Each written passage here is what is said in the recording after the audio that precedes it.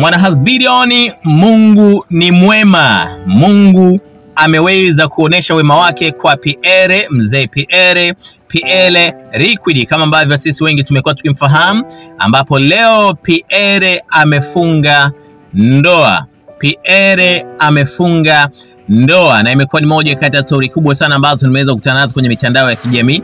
Nikasema ni lazima Mwana Hasbidion afahamu kilichotokea mwanzo hadi mwisho, na ikiwezekana pia atambue ni nani ambaye Pierre amefunga naye ndoa, na aweze kuwa miongoni mwa watu ambao pia wanaweza wakawasimulia wenzao bana kwamba Hasbidion niambia kwamba Pierre amefunga ndoa, na ndoa yenyewe ilikuwa ni ya sample hii hapa.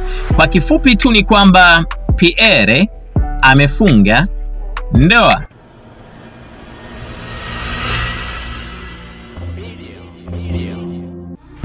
Usisahau kusubscribe, kulike na kucomment. HBTV.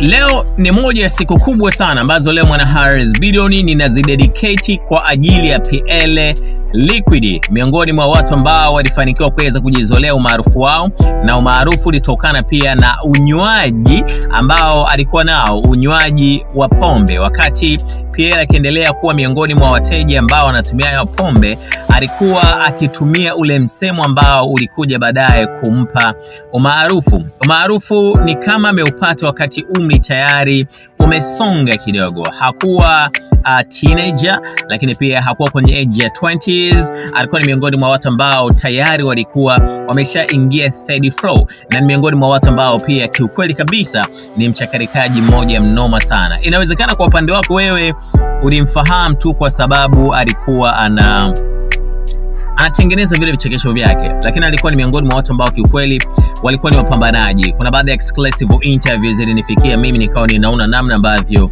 alikuwa anatengeneza furniture, na namna ambavyo pia alikuwa ni miongoni mwa watu ambao alikuwa anajishughulisha na shughuli kadhaa ambazo zilikuwa zina uwezo wa kumpatia kipato. So ni miongoni mwa Wana Hasbidion wapambanaji sana. Sasa moja ya story kubwa ambao sina budi kuweza kushare pamoja na wewe ni hii ya taarifa ya Pierre kumuoa binti mrembo. I say, kama umepata time ya kuweza kuitazama video ambayo inamuonesha namna ambavyo alikuwa anaoa, ni noma. Noma sana. Mrembo, lakini pia hate flani vimeenda juu. Sio mfupi. Halingani naye kimo. Mrembo kwenda juu, lakini mwenye mapenzi ya kweli na yeye. I don't know mengine. Mwana Hasbidion, kikubwa nilitamani mtambue kwamba Pierre ameoa, and now he is a husband. Au sio? Noma. Leo ni siku muhimu kwetu. Leo tuna matembezi haya ambayo yanachangisha fedha kwa ajili ya kupata fedha za kuchapa na kusambaza vitabu vya kiada kufikia uwiano wa kitabu kimoja kwa mwanafunzi mmoja. Lakini pia fedha hizi zitakapopatikana zitakwenda kutumika kununua kompyuta maalum ambazo zitapatikana, zitakuwa zinaingizwa vitabu vilivyo katika nakala laini pamoja na maudhui mbalimbali ya kidigitali, ikiwemo video za masomo kwa ajili ya matumizi ya wanafunzi wetu wa sekondari kidato cha 5 na cha 6 katika mikoa 10 ya Tanzania bara na Zanzibar kwa pamoja.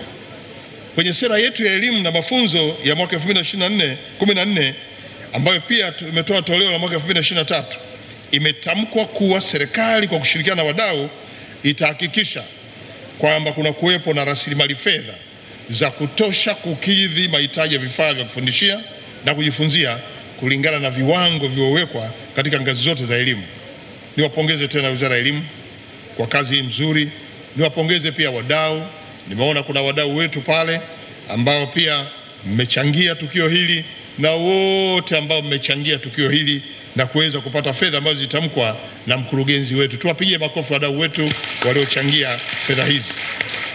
Leo tuna kauli mbiu ya kitabu kimoja mwanafunzi mmoja, lakini kimsingi ni kila somo, kila mwanafunzi kitabu chake kimoja. Haya ndio malengo ambayo sisi tunataka tuyafikie, na inawezekana. Na haya maendeleo haya ndio atakayotufikisha sisi kwenye teknolojia na matumizi ya vitabu. Ni jambo linalostahili kuungwa mkono, kwani vitabu hivi ndivyo ambavyo vitaweza kumpa mwongozo kijana. Bila hata kuwa na mwalimu, anaweza kupata taaluma yake kupitia vitabu hivyo. Na kwa hiyo kuwashirikisha wadau katika jambo hili ilikuwa ni azma yetu, na ukuchangiaji wao ni mafanikio yetu. Nataka tuwahakikishie kwamba michango yenu mlioitoa yote itatumika kama ilivyokusudiwa. Ndugu wana michezo, nataka nitumie nafasi hii kupongeza sana wadau wote mlioshiriki katika matembezi ya hisani siku ya leo. Leo nimefurahi kuona pia matembezi haya yametembewa na watu wazima, watu wa umri wa kati, lakini pia na vijana wadogo, wakiwemo watumishi wenyewe wa TET, isipokuwa hawa waliovalia kama wanasheria. Sikujua kama mna shughuli maalum ile ya kwaya bora kabisa hapa nchini, kumbe nyewe mnashindana na utumishi. Na Mheshimiwa Waziri wa Elimu, hawa waalike kwenye sherehe za kiserikali, walete ujumbe. Wanatosha kabisa na change inabaki. TET oye! TET oye! Ndugu wana michezo na wadau wetu wa elimu, kauli mbiu yetu ya leo ni ile inayosema kitabu kimoja mwanafunzi mmoja. Kauli mbiu hii ina maana kubwa sana na ya kipekee katika muktadha wa maendeleo ya elimu hapa nchini. Kauli mbiu hii inatufundisha mambo mengi sana. Moja ni kwamba kauli mbiu hii inasisitiza haki ya kila mwanafunzi kupata kitabu chake cha kujifunzia. Lakini inatufundisha kwamba elimu bora inahitaji vifaa vya kujifunzia kama vile vitabu. Mbili, kauli mbiu hii inasaidia kupunguza pengo la elimu kati ya familia yenye uwezo na zile ambazo hazina uwezo, kwa sababu sasa kila mtoto au kila mwanafunzi atapata kitabu chake katika kila somo. Hali hii itawezesha vijana wetu kupata elimu sawa, lakini pia inaweza kuleta hamasa katika kusoma na kuwafanya wanafunzi waone kuwa shule ni mahali pa kukimbilia. Tatu, kauli mbiu hii inawiana na malengo ya kitaifa ambayo inakwenda kumhakikishia mtoto wa Tanzania kwamba atapata elimu bora, na kupitia elimu bora taifa hili nalo litakuwa bora, kwa sababu litafikia malengo yake ya maendeleo endelevu na kuboresha ustawi wa kijamii. Na kila mtoto ambaye atapata vitabu vya kujifunzia atakuwa na ufanisi katika masomo yake, kama ambavyo tumeona vijana wetu hapa wote wame vitabu. Mwalimu amesema fungua ukurasa wa pili, kila mmoja amefungua, wamesoma, limeulizwa swali, kila mtoto ameelewa. Mjomba Mpoto, na wewe kwa usanii haya yote umeyatengeneza wewe, ni ujumbe tosha. Mjomba Mpoto siku hilo anatuliza, siku hilo anatufurahisha, leo umetufurahisha. Tumpigie makofi Mjomba Mpoto. Ndugu na michezo ndugu na michezo, haya mafanikio tunayopata ni mafanikio yanayotokana na serikali yenu ya awamu ya 6 inayoongozwa na Mheshimiwa Dr. Samia Suluhu Hassan.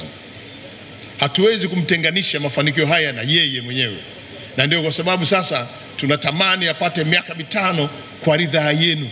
Pale tunaposema Dr. Samia 5 tena, tunamaanisha kwamba tunataka maendeleo haya yawe endelevu. Sekta ya elimu imefanya kazi kubwa, wote mnajua. Tumeimarisha kwenye miundombinu, tumekamilisha kurugenzi zote, msingi, sekondari, vyuo tena vya kati na vya juu na vya ufundi, vyote vimepata miundombinu iliyo bora. Tunapokwenda kwenye vifaa, leo TET anatuandalia mpango kazi wa vitabu kwa ajili ya shule za msingi na sekondari, na inawezekana pia na vyuo vya ufundi. Kwa lazima tuunge mkono jitihada hizi za TET. Lazima tuhakikishe kwamba TET tunawatia hamasa kubuni mambo mazuri zaidi, ili kila Mtanzania ambaye anakwenda shule aweze kufanikiwa.